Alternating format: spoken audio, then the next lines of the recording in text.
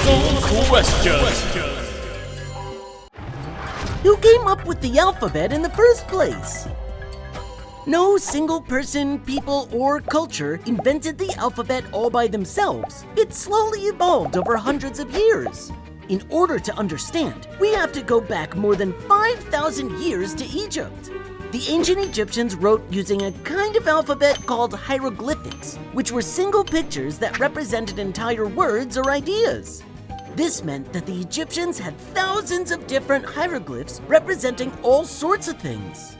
As you might imagine, it wasn't easy for people to memorize all those unique symbols, so only the most wealthy and influential people in society had the money, time, or energy needed to learn them.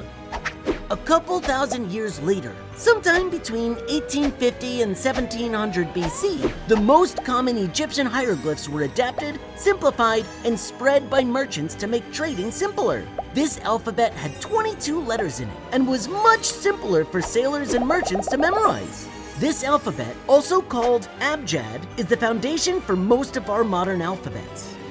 By 800 BC, the abjad system had spread to Greece, where it was refined and adjusted to serve the Greek language. This was the first alphabet to call each symbol a letter and represented a specific sound. That meant, for the first time, someone could read and write the language without any confusion as to how it's supposed to sound. At first, Greek was written right to left, then serpentine style, right to left, then left to right, back and forth. Finally, around 500 BC, it changed to the pattern we mostly use now, left to right. This Greek alphabet is the foundation for most of our alphabets today, including Latin, which led to English, Spanish, and French, and Cyrillic, which led to modern Russian. Who invented school? It's probably no surprise to learn that schools are nothing new. The oldest known schools date back thousands of years to ancient cultures like China, Greece, and India. But even before that, people still needed to teach their kids about the world. Ancient man taught their young very much the same way that animals do, by elders teaching youngsters how to survive. But as time passed and society grew more complex, people saw the need for education centers, where a few well-trained adults could teach a group of kids all kinds of info, maybe even things their parents didn't know. Schools got better, but didn't change much over the next 1,000 years or so, until around the late 1600s. This was the beginning of a period called the Age of Enlightenment, when people started stressing the importance of discovery and education. These Enlightenment ideas were super popular in the original 13 colonies, and in 1647, Massachusetts became the first colony to require that towns set up a school for their kids. But most of the credit for our modern American school life is given to a guy named Horace Mann. He was the Secretary of Education in Massachusetts in the early 1800s. Horace traveled to a place called Prussia, which is part of modern-day Germany. While there, he was impressed by the Prussian education system, which had professional teachers, funding to build state-of-the-art schools, and common subjects taught all across the country. Their system was much more efficient, so Horace decided to use it in Massachusetts. And before long, tons of other states started using the Prussian system too. More states started to require school attendance, and by 1918, our modern public school system was in place across the country. So next time you need to take a test, remember to thank Horace Mann. Do you actually have a permanent record? The threat of a permanent record that documents every misdeed you ever did is enough to scare any student. Will every teacher I ever have get a copy and read it over? Will it affect college? Jobs? Ready for the good news? No, it won't. According to the U.S. Department of Education, records do technically exist for every student, but they're nothing like we picture them. These records are really just chock full of super boring info, forms, and documents. Things like contact info, address, health records, blah, blah, blah, blah. In other words, there's definitely plenty of information about you, but there's also not just a list of all the bad things you've done. So now we've established that there are, in fact, records, but how permanent are they? Well, not permanent at all. By law, schools aren't required to keep a student's records after they graduate. Some states tell schools to keep them for a certain amount of time, but ultimately, they all get destroyed to make space for new records. So, if you ever pranked a teacher in first grade and are worried it'll haunt you for the rest of your life, don't worry, the evidence will be shredded. Who's the cruel person who invented homework?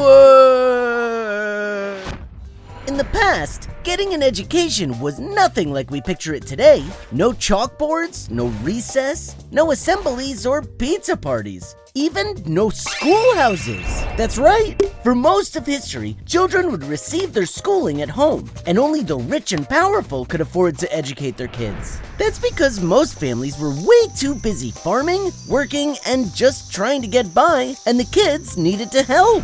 Rich families and lords would pay tutors to come to their home to teach their kids. Back then, kids weren't getting homework. If you think about it, it's kind of hard to assign a kid homework when the whole thing is happening at home. So, when did homework become the never-ending nightly nightmare we know it as today? It was in the 1950s that things started to change and homework finally reared its ugly head.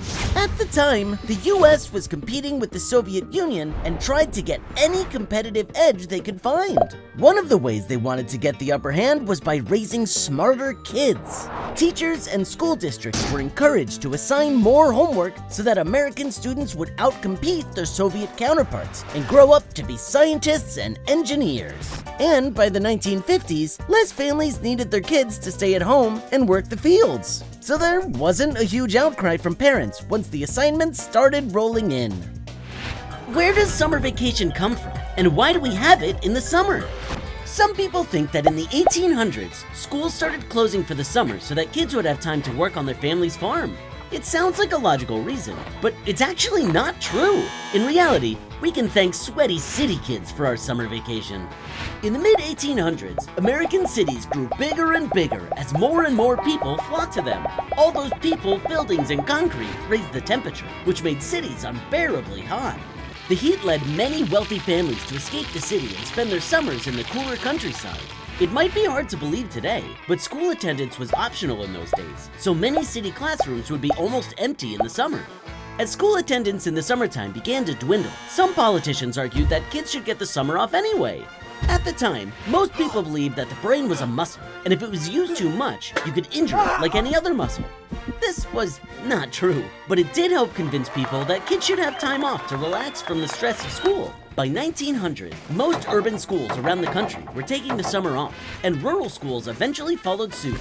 So, this summer, while you're building sandcastles at the beach, you can thank your heroic great-great-great-grandparents for skipping school so much they literally had to give us the whole summer off.